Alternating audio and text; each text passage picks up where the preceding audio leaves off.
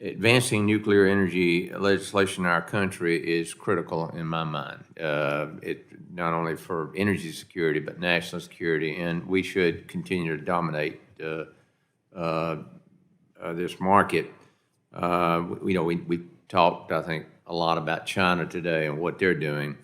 In my district, Plant Vogtle, home to Units 3 and 4, will be the first two nuclear power plants built to come online in the United States in over 3 decades.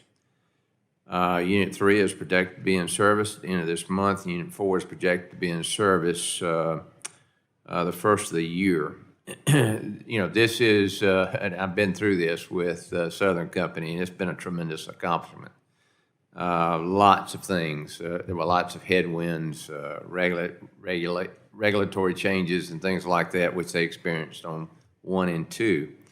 But they persevered, and the accomplishment also highlights the importance of investing in critical infrastructure to enable the next generation of nuclear technologies.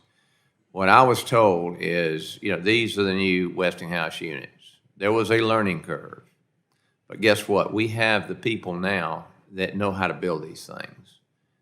And so what I'd like to get to here today is to find out how do we go by. I know there's the new modular reactors and things like that, but it's going to be a while for those to, because once you get these things built, it costs very little to operate them, and it's still less than a penny a kilowatt hour.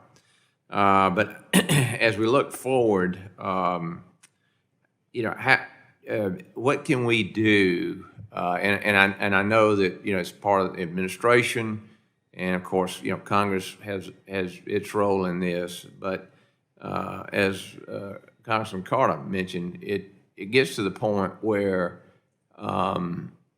you can't afford to build these things. I mean, it's just too much risk, and even on Units 3 and 4, the government had to back those bonds, and which changed a lot of how it was constructed. But I'm proud to work on a version of the Nuclear Licensing Efficiency Act, and I'd ask this question to Ms. Norris and Mr. Merrifield and Mrs. Korsnick. Could you share your thoughts on this, and what do we need to do to one? I mean, you see countries like France developing these technologies. What have we got to do here in our nation to understand nuclear and use it to our benefit? I think Congress has taken a number of steps over the last several years to incentivize the deployment of advanced nuclear, whether it's through changes such as are envisioned in this legislation to improve the licensing process or certain funding. To deploy those internationally, I think the AP1000 is a good example. Lessons have been learned. We've got potential markets in Poland, Ukraine, Czech Republic, and others in Eastern Europe. And I think having the government tools used by Ex-Im Bank, Development Finance Corporation, others could be very helpful in getting those designs deployed. Similarly, GE, TerraPower, other X-Energy, other designs which are out there certainly could use those same tools as well.